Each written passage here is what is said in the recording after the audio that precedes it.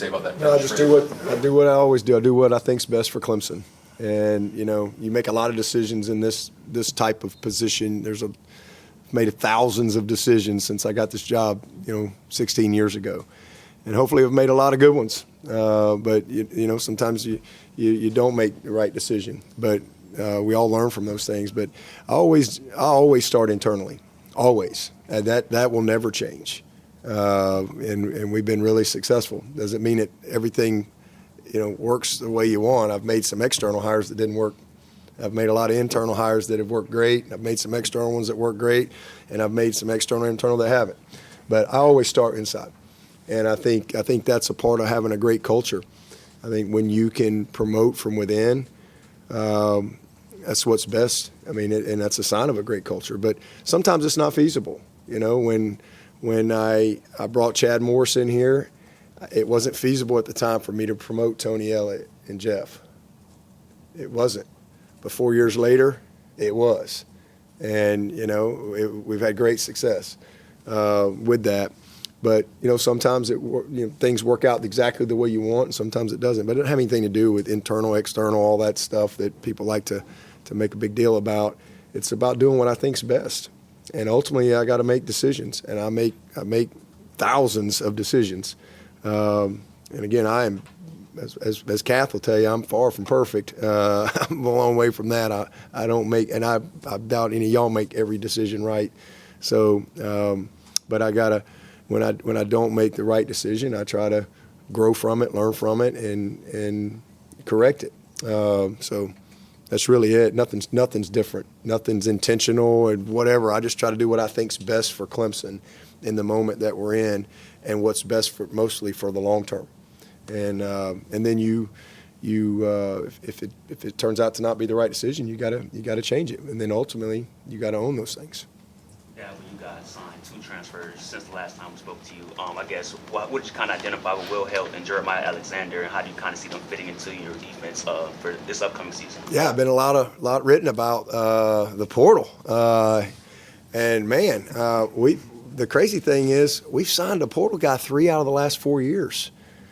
I mean, 3 out of the last 4 years, and same thing. We just, as I've always said, we do what's best for Clemson.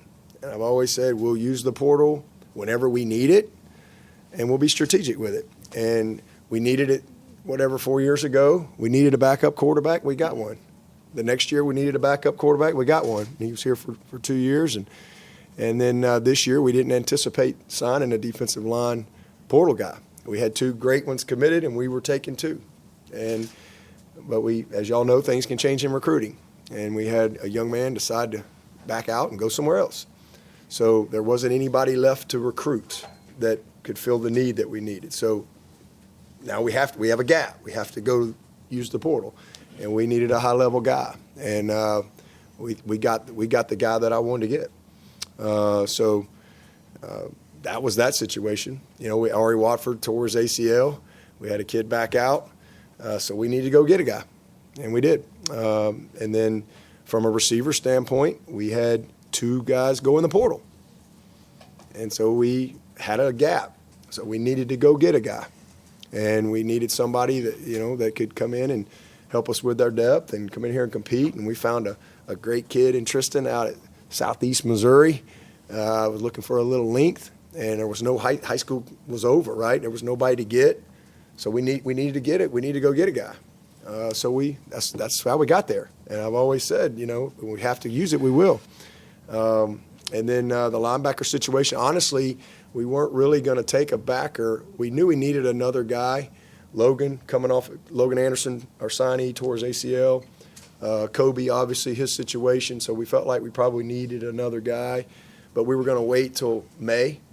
And then Jeremiah kind of popped up and knew all about him, obviously recruited him really hard, knew his family. So that was a really good situation that worked out for us. So we were moving our number from 8 to 9. Our number was 8 at linebacker. We were moving it to 9 because we're transitioning to a new roster construction in 105. Will kind of be a process over the next couple of years with that. So that's how we got to it. And then I've always said, if you got a bunch of guys leave in May, well, where are you going to sign guys in May? But that hasn't been the case for us. We haven't had guys leave. Last year, we had kid leave, but we were already over, so we were able to keep our snappers on scholarship. We had a plan for it, but we were over, so it worked out. So that's really it. Nothing different. I know everybody likes to write about it, but our process is still the same. We're going to recruit high school kids as long as we can get the best of the best. As long as we can go get the Gideon Davidsons of the world and the Sammy Browns of the world and the T.J. Parkers and Peter Woods and Cade Klubniks, that's what we're going to do, and we're going to develop. That's one of the reasons I wanted to hire somebody who had a great background of developing. And then we have to respond. If we have a situation and we have a gap in our roster, or we have kids that leave, that we have all of a sudden creates a gap, then you have to address that. And so to me, that's how for us, that's how we use the portal. But the process isn't any different. They still got to be the right fit. They got to check all the boxes. They can't just be a good player. No different than our high school recruiting. Great sports and culture. Coach, you came off a great year at Penn State and making that nationally ranked defense. What did you see in this Clemson team, this opportunity? What really excited you about coming here? I just think that the things we mentioned, to be able to be at a place that has the expectation of playing, in the national championship game and winning that game, and not every place, everybody can say they want to get to that point, but that's not probably reality. And there's a few programs out there that have that opportunity, and obviously Penn State's one of those, and so is Clemson, and so I think that that matters, and be able to be, you got two great head coaches, that I had a chance to work with, and that's awesome, and so there's a lot of similarities with all that, and the opportunity to be able to win your league and then go on, and with the new structure now with the 12-team playoff and those opportunities that creates, and that was a big deal, for me, and so, but then, like I said, it all really kind of, shifted when you start talking about your faith in your family, and that's where it really, like I said, those that know me best and know me really, really well, were just not surprised at all, because they know how important my family is to me. And they know that they've been through a lot to be able to help me get where I feel like I was, supposed to be at those times. And one thing when you think about it, I know we've kind of mentioned this a couple times, when you make moves in this profession, they happen in January. Okay, well, that's right smack in the middle of the school year. So we've had to pull our kids out. Like the first time we did this, we kept them in school. So I went to the new job. They stayed in school. They were younger, and we were miserable. I was miserable. We weren't together. They were miserable. I wasn't around them. We said we are never doing this again because we didn't want to take them out of school. And so ever since then, we always pulled them out. Well, who had to do all that? It wasn't me. I was off recruiting. I was off to my new job. It was my wife, and it was the kids. And there was even one where I'll never forget where she was taking our youngest daughter and to drop her off at her new school in January, and she wouldn't get out of the car. I mean, she was just crying, and my wife's crying, telling me, and I'm starting to cry because I'm like I'm the reason for all these things, and so it's hard. Those moves are hard, especially middle school. Girls in middle school, it was tough to connect, and my son was easier because when you're a really good athlete, they got a new teammate that's going to help them win. But it's just different when you're not in that situation. So I just, all those things, those are things that I know that we've been through, and then the chance to be able to, our girls, they cried when they found out I was taking this job, and because we're close. So those kind of things, you just can't replace them. And life's short, and I don't take anything for granted. I'm 54 years old. I still think I'm pretty young, but I'm not, and so, but at the same time, I value those things. And when you value those things, they help you make decisions that some people don't understand and don't think makes sense to them. And maybe it doesn't from that perspective, but it did to me. And that's why I'm here. Really cool thing last night, picking them up. Never been to Clemson. Never been here. And so to have his family last night, to be able to ride them around town and, to take them over to the Rock and the Hill and Death Valley. And, I mean, it was pretty cool. It was pretty cool to just, show him Clemson. And the other thing, again, cool for me is not just talking to Coach Allen, but all the people that I talk to, their perspective of Clemson. And our program is really, really, really, really cool. And so it's awesome to have his family here. Y'all going to love him. But it was a big full moon when he landed last night, and Death Valley was lit up, and so we had a lot of fun touring around till probably about 11 o'clock when we got done last night. So it's really neat. Coach Carmine Jume, Fox Carolina. On the family note, have you guys done anything special to celebrate, or do you have anything special planned to celebrate? Because I know it's been a whirlwind, but with such a great celebration, great moment for the family. I actually was with his daughter in Charlotte at the coaches convention. I got a chance to meet her up there, and she went to dinner with us, and then we all went to dinner last night. Went over to Calhoun Corners, had a good dinner, but we're gonna probably get together the whole group this weekend and maybe watch a ball game or something and just decompress a little bit, and so it's been great, and then I'm sure they've had some moments as well as a family. Yeah, we're going to get everybody together here as soon as we can. Obviously, Brittany's in Greenville, and I didn't even realize how close it was. I'm just, it's when they moved there, a year ago, I'm just like, okay, that sounds cool, So, but then when this all happened, I started kind of piecing it all together, and then it just the chance to be able to, like I said, to get in the car and go see them. It's going to be good, and they can get here as well. So now Hannah, she's, like I said, she's great with child, so she's not going anywhere right now. We have to go see her, but bottom line is that that's special to me, and so we're going to definitely get together, and it's going to happen a lot, and they'll be able to be at the games, and that hasn't happened for many years, So that's hard to do in this profession, for sure. So that's why Brittany's nice life of anonymity that she's been enjoying in Greenville, South Carolina, it came to an end this just yesterday, I think. So she no longer is just hanging out in. How you say it? Lucero? How do you say her last name? Lucero. Yeah, Brittany Lucero. She's now, that's the D coordinator at Clemson's daughter. So she's probably got more followers now. Yeah. Beth's gonna be looking her up, No, she's out. No, it's already been blown. Her cover's been blown. I've always talked about how you reached out when you became the interim at IU. Why was he one of those people you contacted? I just a lot of alignment in how he built the program, and accountability, toughness, and love. Those are the three pillars that I used to build Indiana football, and went to Penn State, and that's the pillars of our defense. It's going to be a pillar of our defense here, but that aligns very closely with what Coach Sweeney believes in and how he's built this program. So I talked to him and other head coaches that I believe had done it the way I wanted to do it, and wanted to create the same kind of culture there that he had created here. So that for sure was a definite connection. And just also, John Gordon is a guy that I have really kind of admired. I've had him come speak to our team, read his books, and I know Coach has been connected with him as well. So just there's a lot of individuals. We have the same agent, that there was some connection there as well to be able to get in touch with him. So, but the bottom line is that it's just the alignment with the things that you value and how you build something a certain way aligned with his. And I wanted to, I respected him and valued him and wanted to know what I could learn from him. I can see with TigerNet.com. If I'm not mistaken, you were in the box with Penn State.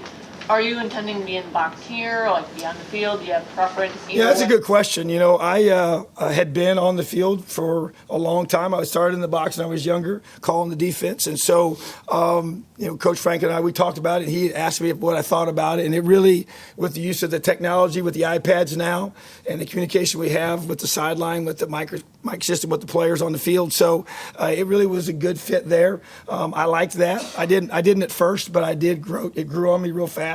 And I thought we could have a chance to do some good things with that. So, but I'm really an on-the-field kind of guy. So I don't know yet. Coach and I have briefly talked about it. We'll do what's best for the team at that point. But at the same time, now that I've done both, I can kind of, gather all the information. To me, it's really more about making sure that we're getting exactly what we need to be able to get the best call in the game, and also make sure that the sideline demeanor and how you handle the ebbs and flows of a game are where it needs to be. So that will be to be determined for sure, and obviously we'll make that decision. But I feel I got the flexibility now to do either or, whatever we feel is best. He can sit in the stands. He can climb the Oculus. He can get up there with the tail wagging on the Jumbotron. I could care less as long as we stop him. So he can push that button and talk to him from anywhere. So I don't really care what he wants to do. That'll be his decision. Yeah, but what's DeMond Devontae Capehart status is? Can he come back? Does he need a waiver to come back? Where's that kind of? Yeah, we're waiting on that to give you a final answer. He's training. He's here. We just talked to him. As a matter of fact, he's in school. So we're hoping for some good news. Coach Allen, Don Munson, play-by-play guy here at Clemson. One of the interesting things that I've heard is Coach talking about the restructuring of what the staff is going to be like. The fact that you won't have to go on the road to recruit, the possibility that Garrett, looks like Garrett's not going to have. Was that part of what pushed this kind of, in your mind, over the line? Because that means family. You get to spend time here. You're not going to be. Was that part of the thing that really kind of pushed this over the line? He was already doing that. Yeah, so it's a good question, because when I went to Penn State and the rule change went into effect, I went there as a linebackers coach and the defensive coordinator. So I no longer coached the linebackers once that rule came into play, and Dan Connor became the linebackers coach. And then, Coach Franklin took all three coordinators and pulled us off the road. And so when I talked to Coach about it, I said, this is the current structure, and I do think this is the direction that a lot of places are going to start going to, and it makes a lot of sense. And so I do feel like that that was something I really did enjoy, because I felt it allowed me to become a better defensive coordinator and do my job at a higher level for obvious reasons, to be able to, especially when you come in new, to be able to impact all the rooms, not just the one room, that one position group, and be able to really coach the coaches better and do a better job of building relationship with our current players. And so all those things make it. So, yeah, I really like that, and definitely was something that I was looking forward to continuing, wherever that might be. Yeah, but do you have a timetable on when they'll get back to you about Capehart? Any moment. Yeah, I think any moment. I think he's got until February 6th. So he doesn't have to declare for the draft technically. So, but I think he's got until February 6th to not be in it. So hopefully we'll know something soon. For Tom, Chapel Fowler, the state newspaper, when you were at Indiana and then Penn State, how did strength and conditioning play into defense in your mind? How do those two kind of parts of a program go together? Well, I mean, as a head coach there, obviously that's your right-hand guy. I mean, he spends so much time, that entire staff spends so much time with your players and just developing them physically, yes, but also mentally, and the toughness piece is so valuable to playing great defense. So to me, it's massive, and to be able to train our guys to be able to play at a high level, for several hours. These games are long games, lots of reps, lots of plays, and the game is played at a high level of speed now, and a lot of plays being played by your defense. So to me, just having a great strength staff and doing a great job in there is a huge part of it. That's the development piece. That's where you take your players from where they come into you out of high school and be able to build off of those things and get as big, as strong, as fast as you can get them, and also be able to help them be able to mentally handle the ebbs and flows of a game and of a season. So I just think those guys are huge, and I met the staff this morning and say, hey, you're going to see me a lot in there, because I believe in that. I'm a weight room guy, and part of that goes back to being when you're a high school coach, you're involved in everything, and when you're a small college coach, you also got to be able to be involved in everything. So, but I believe in that, and I think that's where your team is really, shaped and formed in this offseason. So I'm looking forward to watching those workouts, seeing those guys do what they do, and it really teaches me a lot about who they are and how they can handle adversity. Let's talk about that 4-2-5 that you run. I know it was called a Husky and a Bull when you were at IU. Is that, I guess, what are you going to call them? We do different names based on, we called it a Lion, where I just came from, the nickel position. You can call it a nickel if you want. I really don't care what you call it. But the way we've kind of grown with the defensive line is when you have talented defensive linemen, we really had a chance at Penn State to not have to isolate one guy, because we had two that could do the same thing. I didn't have that at Indiana. If we could find one that was that special guy, that was good. And so but what do we ask that guy to do? We're going to ask both guys to be able to do. And I think it just allows you to be probably a little bit more versatile, and also there's no tell on who plays which side of the ball, So I think that's important, but I just think, once again, it's more about, matching to our guys, and Coach said it, you really match your personnel. If they're going to get heavy, we're going to get heavier. If they're going to be in lighter personnel, we're going to be a little bit lighter. But it's become a spread game. The game is played in space. You got to be able to make plays in space, and our system is built for that. And that's what I was a true 4-3 guy for many, many years. And then we slowly, as we got through all this, we started changing from that Sam linebacker to the nickel position. And then also it's kind of based off what you're seeing and who you're playing against, what that guy looks like. So we'll have several different body types that will be in that, be able to do those kind of skills. So that's really adapting to your team so you can be your best on game day.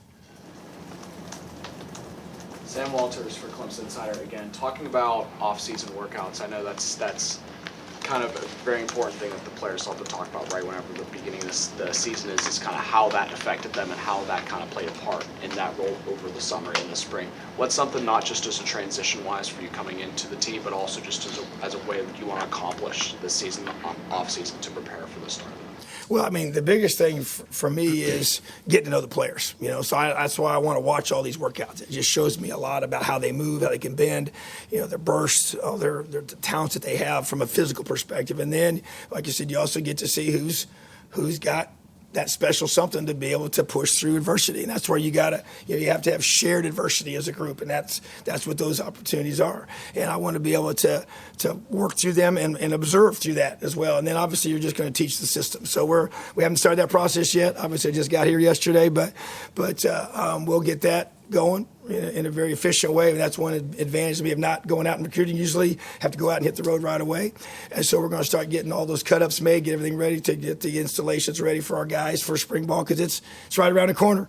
Coach says February 28th, so that's pretty efficient. That's one of my questions. Can you be ready by February 28th? I said, yes, sir. Absolutely. But put some of these things on fast forward. But at the same time, that's what we're doing right now. And a process will start even this afternoon and into tomorrow, and we'll get all those things ready, because at the end of the day, we got to have both the coaches and the players aligned. And we as the coaching staff, we haven't had a meeting yet other than the staff, the full staff. We'll meet as defensive staff this afternoon. So all those things are going to happen here pretty quickly, and then they'll go off on the road, and I'll stay in touch with them. And so we'll work through this together. But the offseason is important without question. And I've always learned this. So your individuals are made in the offseason, and teams are built and made during the season. That's where you kind of become really, really, really close to be able to handle the ebbs and flows of what happens to you on game day. So I'm looking forward to this process and can't wait to get started. Just a few more minutes with these gentlemen. Go ahead. Yeah, but it seemed like the outside focus on the coaching stuff and the portal took a lot of the focus off the retention that you guys were able to accomplish with so many of your important players choosing to stay. What did that say just about where y'all are right now, sort of culturally, and the stuff beyond the financial parts? Well, I sat in a 4+ hour head coaches meeting yesterday and heard a lot of horror stories, from a lot of coaches, that these things we're not dealing with here. And I'm very thankful for that. I mean, I really am. And it's a blessing. And they're all important to me. I don't just have some important players. They're all, if they're a Tiger, they're important to me. Every single one of them. And the way I look at it, I don't run anybody off. I mean, y'all know that, people who know this program. If they're not good enough, that's our fault. It's till graduation do we part, period, the end. That's why we don't offer many guys. So as they know, I'm not gonna run a kid off. It's just not how we operate. And sometimes kids choose to leave. We had 4 scholarship players that chose to move on. Trey's a graduate. I mean, awesome kid. He did a heck of a job. He got a master's degree from Clemson. And, he had an opportunity with 1 season left, a 6th year, to get a different experience and maybe try to create a bigger role for himself. And obviously Noble and Stellato, wanted a little different role. And then same thing with Sherrod. But those were great kids. I mean, I have no issues with them. Tried to help them all. But I don't want to lose anybody, so they're all important to me, every single one of them. But I do think that it just fortifies what I already know. We're unique. We're very unique. We're a very, very unique and uncommon program in every sense of the word. Everything, when it comes to graduation, when it comes to winning close games, when it comes to 9+ win seasons, when it comes to championships, when it comes to graduation success rate, when it comes to retention, when it comes to development. We're unique in all of those areas. We're not perfect by any stretch, but we're very unique. And in today's world of college football, I think we were 2nd in the country in retention last year. We'll probably be 1st. And so, these kids aren't, because there's a lot going on. There's a lot of bartering. There's a lot of stuff. It's not a lot of structure right now. But I think it just speaks to, they really value the place. And there's a component there that has to make sense for sure. But they value the relationships. They value the place. It goes back to what Coach was talking about. It's got to be more than just football. You have to have relationships in place that are real. And that's why it's a huge part of our purpose, is to make sure that they have a great experience. You know, and again, I wish I didn't lose anybody. I don't want anybody to leave, but you know, it was awesome. And listen, our team, you know, Jordan and Zach and Kendall and you know Graham, everybody did a great job. But ultimately, it comes down to, you know, retention is about relationships and development and vision, a vision that's laid out. So it was awesome. Got a good football team coming back. And, you know, it's a team, again, coming off a championship and coming off a playoff appearance. And these guys, they all have very clear eyes going into this offseason, you know, knowing that they're good enough. You know, like I said, it's one thing to think you are. It's another thing when you know you are. And this group will hit the offseason knowing what it looks like and knowing that they're good enough, but also knowing it's a small margin for error, and we all got to get better. We all got to level up a little bit, and that's what we'll do. All right, that'll run us up on time. Thank you all so much for being Okay. here, and Coach Allen, welcome. Thank you. Appreciate it. Thank you all.